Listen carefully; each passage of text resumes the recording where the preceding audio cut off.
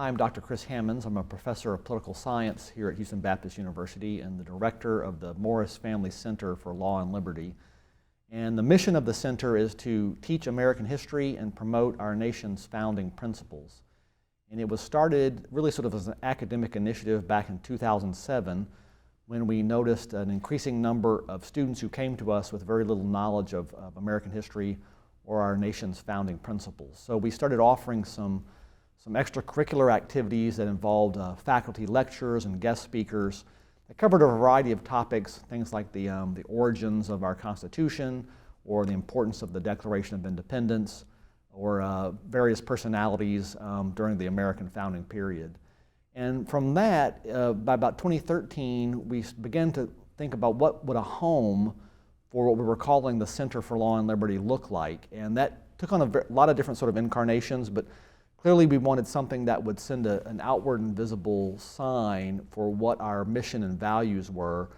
And the natural sort of building that we kept returning to was something that looked like Independence Hall in Philadelphia. So Dr. Stuart Morris, who's our university benefactor and founding father, began sort of chairing a committee for us to reach out to individuals who might be interested in supporting that academic initiative. And I think as he got more and more involved in the process and became a stronger and stronger advocate for it, he and his family decided to make a gift to make that building a reality here on campus. So if you visit the campus, you'll see the construction on the northeast side, which is really a 5-building complex with the center main building modeled after Independence Hall in Philadelphia. And it's in the process of being sort of bricked out now, so it's starting to look more and more like the original in Philly. The iconic tower that is so emblematic of Independence Hall will come sometime in the early spring semester, maybe January or February, and that will be the same height as the current construction, so that'll be the biggest thing on the campus, even the whole city block and visible from the highway. Maybe we can light that up on football games when we win, orange or blue or something. And there'll be 2 attached buildings that are smaller classroom-sized buildings. One will be a room dedicated to the study of free enterprise and free market with a lot of collaboration-type software and integration built into the building. The other building will be some sort of welcome center, visitor-type center. So when people come to campus to tour the building and visit, we'll have a place to greet them and start those sort of conversations and tours. And then behind the Independence Hall building will be 2 classroom buildings. One of them is being framed now. They're 3 stories. They will hold a mix of faculty office space, a mix of classroom space, places for students to congregate. And it's in those buildings that the teaching that we do on a daily basis will take place. We'll offer classes in history, in political science, and law, philosophy, economics in those buildings. And then the main attraction in the Independence Hall building will be on the first floor, that famous signing room where the Declaration of Independence and the Constitution were created. And that room will be as historically accurate as we can possibly make it, so much so that when you look at the architectural renderings, it looks like a photograph of the one in Philadelphia. We've even contacted the gentleman who is in charge of all the furnishings of the room in Philadelphia, and he digitized everything for historical preservation purposes years ago. And he hand creates the furniture for the one in Philly. So we've contracted it with him to recreate all the furniture, so it just looks just like the room in Philadelphia, all the way down to the famous rising sun chair at the front of the hall.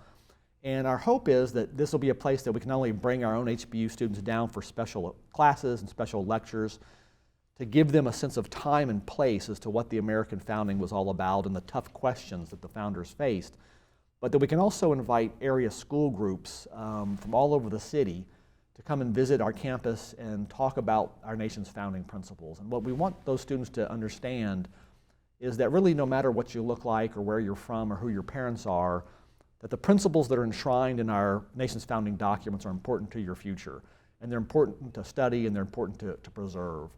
And that's really at the heart of what the Morris Family Center for Law and Liberty is all about. It's not an organization or an entity or an endeavor that looks toward the past just for the sake of studying history. It is an endeavor that focuses on the past for the purposes of working toward a better future tomorrow by focusing on our nation's founding principles. Dr. Hammons, it is really a delight to have you, and I just love your leadership. I love the vision that you're casting, and Dr. Tyler, your whole cadre is just unbelievable. I mean, I'm one of your biggest cheerleaders. I want to point out two of your books, Origins of Our Founding Principles, the preceding book, Constitutionalism of the American States. Why those two books, and tell me about them. Yeah, so the last one, Origins of Our Founding Principles, was a collaborative effort by me and Dr. Tyler, Dr. Joseph, really all of my colleagues in the political science and history departments. And it was an effort to try to sort of encapsulate everything we're teaching, not only in our classes, but through our outreach through the Morris Family Center for Law and Liberty.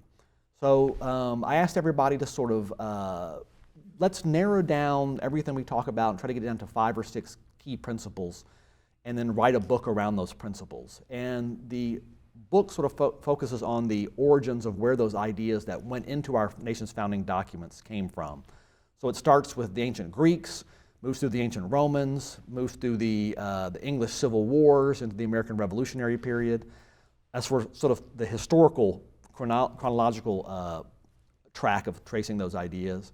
But there's also sort of a legal history in there, philosophical orientation, and some theological aspects as well. The idea that the belief that our rights come from God is sort of unique to the American experience. So for anyone interested in sort of a sweeping overview of where our founders got the ideas that went into our nation's founding documents, that's a good place to start. Excellent. And then okay, we've covered that. Now, I want to go back to the building. I mean, this is just, we're showing B-roll right now of the construction. And of course, it's not the finished building, which will be breathtaking. And my goodness, the description you gave in the intro about the replica of the signing of the Declaration of Independence, amazing. I mean, how did all this develop? I mean, this must have been an idea in your head one afternoon, huh? Right. Well, it sounds a little crazy to some extent that you would want to build a replica of Independence Hall on campus in Houston, Houston, and some people said that. This is kind of a crazy idea.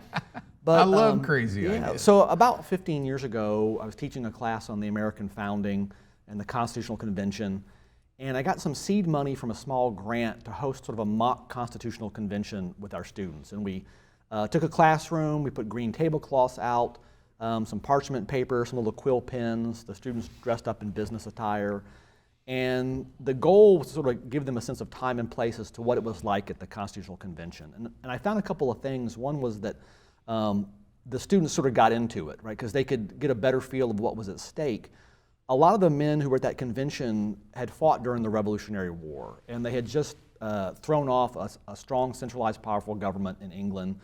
They were very protective of their liberties, and they were not certain as to what they were getting into with this proposed new Constitution. And when the argument is framed that way, and we would read the anti-federalist papers and opponents of the Constitution, the students would necessarily try to sort of recreate those arguments for or against the Constitution as they were sort of role-playing these parts in the class. It created a little bit of sort of antagonism between the two groups, right? What would happen is one student would stand up and make some beautiful argument in favor of the Constitution, and all his classmates who were on that side of the issue would start going, yes, here, clapping on the tables and this sort of thing, and it really kind of, they got into the spirit of the event. And then somebody on their phone started streaming sort of colonial type period music, and so it was a lot of fun and very powerful. And after doing that once, it was a lot of work to set it up and tear it down. I kept thinking it would be wonderful to have a classroom building dedicated to that type of endeavor, where we could just bring students in, it's already set up like the Assembly Hall in Independence Hall, and recreate this experience over and over. And as I started talking to people on campus and around town about the concept, one of the things that Stuart Morris, who I didn't know well at the time, I knew he was on our board and we had some interactions at formal functions, he said, look, if you're going to go out and ask people for money for a room, it's the same amount of effort to ask them for money for a building, right? And I never thought in that capacity. It's the same awkwardness and uncomfortable sort of situation as, I got this wacky idea and let me present it to you. But he was not only right in terms of the effort, but in terms of the sort of wow factor, a building actually captures people's attention much greater than a room. And of course, Independence Hall was the natural classroom to go to. So in 2013, I flew to Philadelphia to get the blueprints from the director of Independence Hall there. They're in the National Archives, and she was very helpful. And that became the basis for sort of sketching it out on what it would look like on campus. And automatically we saw that you'd have this great historic, iconic building and these historic rooms. It would need additional classroom space. So that sort of got us talking about the need for additional classroom buildings as well. When I discussed the idea initially with Dr. Sloan, it's a funny story. I can't remember, I'm pretty sure he scheduled the meeting, the conversation. And I thought he was going to say, this is a great idea, but let's just call it off, or it's a little kind of crazy. Instead, he sort of wanted me to talk him through it. What's the idea? What would be the utility of the building? And he sort of thought about it for a minute, and then I remember he sort of pulled out a map of campus, and his next question would be, where do we put it? And at that point in time, I was hopeful he was sort of embracing the idea, and of course he came along very quickly because he's a very entrepreneurial leader. And he also shared our concerns about the direction of students coming in with no understanding of American history and no civic literacy and that sort of thing. So Dr. Morris, as is his case, says he loves American history too. He wanted to help on the project. And I did not know at the time that he and his family had actually been involved with recreating and rebuilding several other historic colonial era buildings across the nation. 4 or 5 of them. I know there are 2 here in Houston. One was a part of their family bank or their family business at the time. It's down on Highway 59 in Sugar Land. It's a building that looks like Jefferson's home, Monticello. I mean, it's an exact replica. And right behind that, there's a replica of one of Jefferson's summer homes called Poplar Forest. So it looks like you're there in Charlottesville, Virginia, among these historic homes, and it's right down Highway 59. So I didn't know that when we were having these initial discussions that he actually sort of shared my love for this time period and that colonial architecture, and particularly those iconic buildings of the American founding. That was just sort of providential in that sense.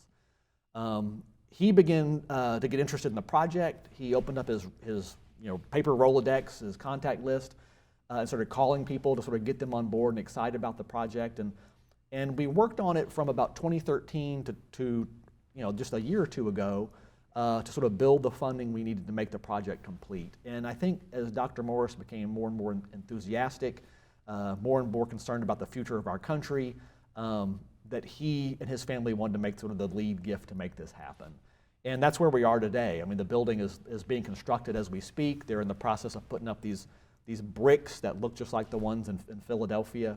And it will be the only full-scale replica of Independence Hall in the United States outside of the one in Philadelphia. Wow. There's some other sort of variations of it in different parts of the country, but they're usually just the center building without the dependencies, or just the center tower.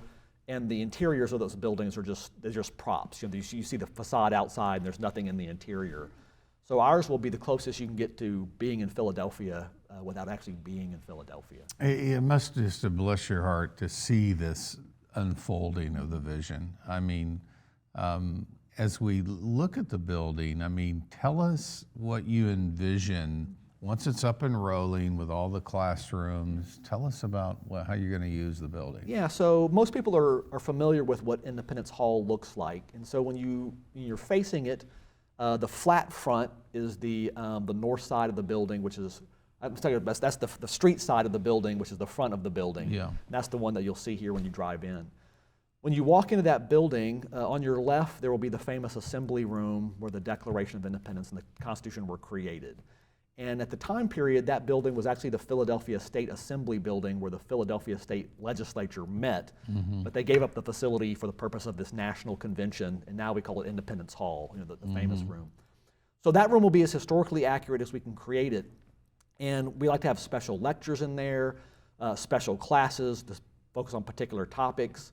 When we bring in school groups to bring the school kids in, to dress them up in little tricorn hats and long coats, have them sit at the tables and maybe do some of these recreations over the Constitutional Convention or independence, to make sort of the study of American history a little more exciting than just facts and dates and names, right? This sort of living history idea. And we actually piloted some curriculum for that several years ago before the building was even being sort of framed out, where we had kids come to campus. They were middle schoolers. And we had fake bundles of tea, which we went up to the top of our beautiful McNair Hall in the theater and had them throw off the tea and scream "Down with the King" and that sort of stuff. We got stick horses and had them run around the quad loop, screaming the British are coming. And that age group in particular has a whole lot of energy, and the teachers were appreciative that we could help burn that energy off, so they were tired when they went home. And then at the end we had a signing of the Declaration of Independence, and I'll never forget, I had one of my faculty colleagues dressed up as the King of England with a crown and a big red fur ermine coat. And we had him hiding behind the curtains in Dunham Theater, which is this beautiful facility. And we had some regal kind of Baroque music playing, and the kids walked in, and I had them line up in front of the stage. And then the curtains part, and there's my colleague with a spotlight on him, sitting there like the King of England at the throne. And you could hear this audible gasp among the students, like, it was really the king type of thing, because there's that age. So those are the types of things we want to do with that age group in that particular room. That's really the heart of the whole building. On the right-hand side was a courtroom, and that room will be modeled after the courtroom as it looked in the 18th century. So we can teach law classes there and criminal justice and have special lectures about the law then and now. There used to be these jury boxes on both sides of that room where the jury would sit. We will probably remove those so more people can sort of squeeze in, because they take up a lot of space, but we'll mark them on the floor. So that has a particular function at that time and place, but it'll be part of the tour of what the building was used for. On the second floor was a ballroom. So I guess we could have balls and dances there if we wanted. It'll be a banquet hall for our purposes.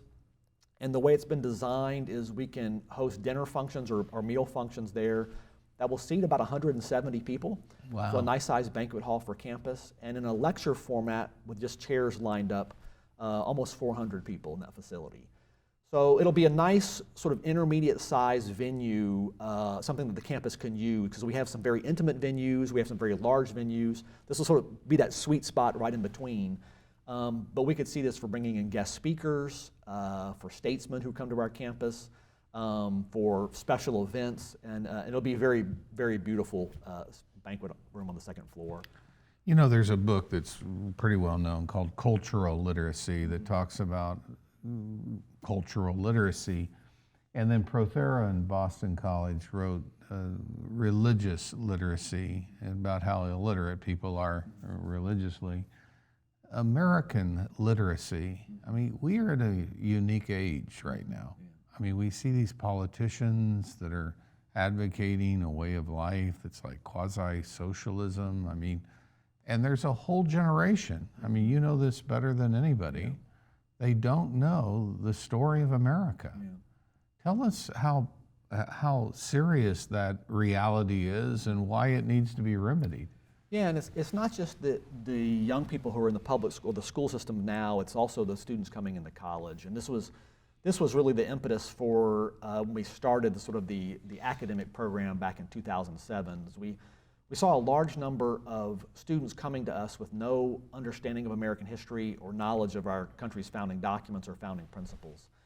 And most people aren't aware that even in colleges these days, the traditional American history requirement has been dropped. Mm-hmm. You still have to take a history requirement, but it can be like the history, these are classes I've actually looked up, like the history of baseball, or the history of jazz, or the history gets balkanized, right? You can take like women's history or Jewish history or a Hispanic history. And all those are important courses to understand our nation's history and our people, but it has come at the expense of that common narrative of where we came from as a people and how our country has progressed.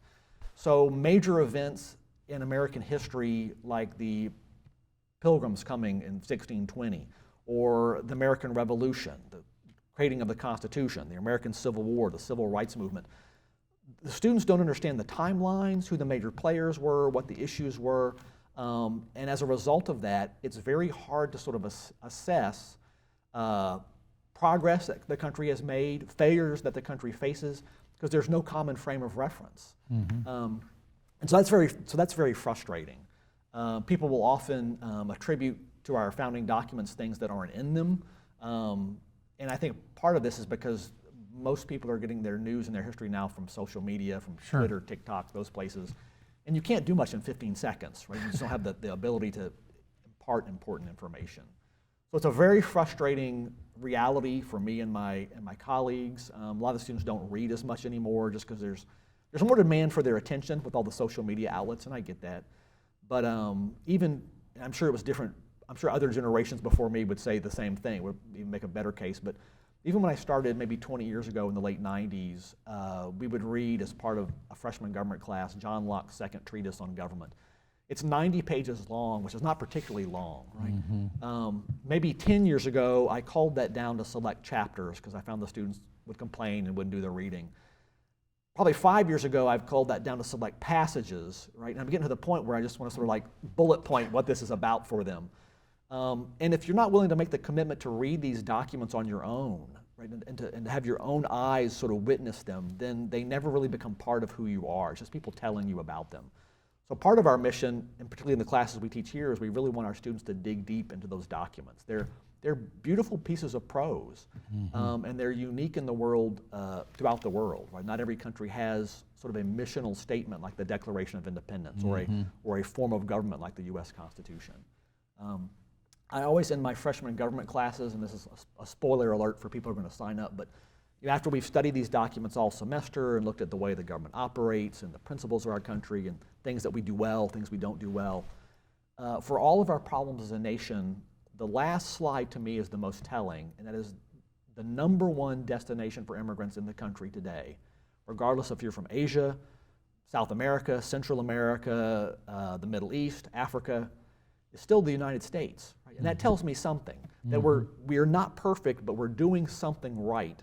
And people still see more opportunity for hope and freedom and liberty and to realize who they can be here than any other place on the face of the planet. And that's no question at all. I mean, in the United Kingdom, for instance, I mean, everyone aspires to America. Yeah. I want to just, before we run out of time, I want to talk about the initiative of free enterprise that is a strategic, and I love this about what you're doing, how important free enterprise is. Can you address that and why it's a distinctive in the Morris Center for Law and Liberty, soon to open at HBU? Yeah, absolutely. You know, we tend to sort of think of, if you think of sort of the main Independence Hall complex and the 2 classroom buildings, I like to sort of envision them or imagine them as dedicated to 3 different aspects of liberty. And most of the time when we talk about liberty, immediately we go to the concept of political liberty, that we don't want the government to oppress us or have soldiers with bayonets show up at our home and that sort of stuff. But there's 2 other very important aspects, and they're all equally important, almost like 3 legs of a stool. Religious liberty, which we hear a lot about, particularly here at the university, right? And economic liberty. And that's the one that gets forgotten a lot. And so, because we have such a focus on political liberty and religious liberty, we wanted to make sure we had that 3rd leg of the stool and add that economic liberty component. Private property, according to John Locke, in my opinion, is one of those God-given rights, right? In essence, you should be able to reap what you sow, and as Lincoln says, no man has a right to your sweat and labor to take what you have provided for yourself.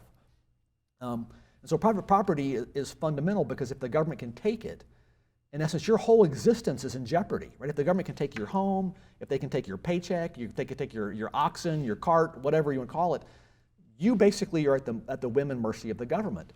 And I would argue that for many people who come to the United States, that protection of private property is the fundamental reason because they live in countries where it doesn't exist. Sure. And as an interesting story, my car was in the shop the other day. I took an Uber to campus.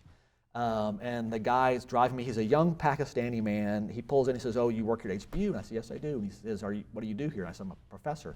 He says, "Oh, that's really interesting." And we had like a 15-minute conversation in the car, probably while the meter's running, right? And he says, "My father," he goes, "I was born here in the United States. My father was born in Pakistan." And I says, "What did your father do?" And he says, "Well, he owns a series of convenience stores." And he sort of laughed because that's not uncommon.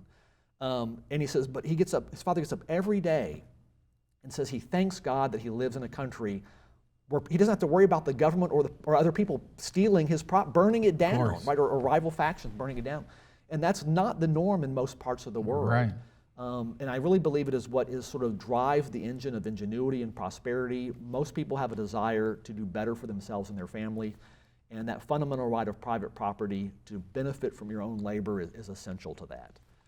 You know, I noticed that you've been featured in a lot of publications, including the Federalist, and I'm just finishing a book called China Backlash that the Federalist kind of was instrumental in the writing of, and really been immersing my mind in China.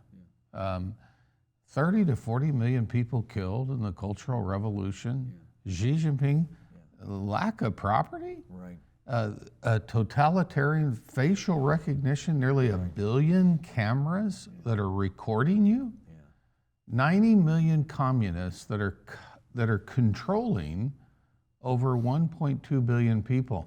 You know, when you travel globally, every time I come back to America, I say, oh, thank God for the United States, because there's something special about this country. Well, there is, and you know, and I was cognizant of the fact that there are things that we can do better, but I also realized that if we did not exist as a country, I don't know where refugees would go. I mean, maybe Canada, but that would be the thing. But it's here that they want to come because of that very reason for an opportunity to make a better life for yourself, because of the political liberty, religious liberty, and economic liberty that we talked about. In addition to China, which I realized they have even instituted a thing they called a social credit cachet every person's assigned a number, and it's monitored regularly. Right, by how loyal you are to the Chinese central government. It is an algorithm on your entire being, person, money, everything. So if you speak out against the government, your score gets lowered. Your score makes goes it down. harder for you to get a job, take out a loan, buy a house. So the government, in essence, controls your freedom of conscience that way. But I also think about the people of Afghanistan. You know, when the troops pulled out of there in the past month or so, all those people who put their lives in jeopardy to not only get on those planes that were evacuating, but clung to the wings and wheels of those planes, and many of them plummeted to their death. Yes. To try to catch a plane to the United States. That tells you something about the way people see the opportunity and the freedom here that doesn't exist elsewhere. So well said. I mean, Chris Hammons, you know, we just thank God for you, what you're doing, your leadership at Houston Baptist University. Dr. Chris Hammons, the director of the Morris Family Center for Law and Liberty. We want to show you a little more footage of that building going up that'll soon be celebrating what, in summer 2022? We do. We hope to have the main building open by July 4th. That's sort of our, Are we going to blow off fireworks? Well, maybe in the that would whole be pretty deal? cool. And have fireworks on Wow. the 4th of July, and then hopefully have the first classroom building open for classes in the fall. That's the goal. And then the second classroom building will begin building sometime this spring, so it may be a little bit later in terms of being open. Fantastic. Way to Thank let you so God much. use you. I mean, if you want to learn more about Dr. Hammons, see Hammons, Hammons, at hbu.edu. Of course, hbu.edu/arts, humanities, and hbu.edu, law, liberty. There is a place for you at HBU, and we want to remind you of that. There's no question that you ask that we can't provide, hopefully a caring answer so that you can find your home at HBU. hbu.edu/admissions, 281-649-3211. Our graduate school, hbu.edu/grad, 281-649-3269. And we do want to pause and thank God for sacrificial givers like the founding father, Stuart Morris, celebrating his 102nd birthday, unbelievable, and others. Remember HBU in your giving, particularly now as we come to year end. Many of us who are Christ-focused know that every dollar we have is God's. He gives it to us as a steward, and then we voluntarily get to give back. And I hope you do what my wife and I do. We reconcile the money we have, and we make sure that we've given God back all of His. That's an opportunity to give. You can give here at HBU, hbu.edu/giving, 281-649-3222. And remember, the vision here at HBU is supported by your charity giving, and of course, a tax-deductible receipt, and a great letter of appreciation will be sent to you.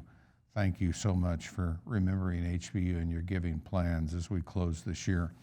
Dr. Hammons, thanks so much for what you're doing, man. It's exciting. Can't wait to see it happen, and I know it will. So Thank you very keep much. on leading.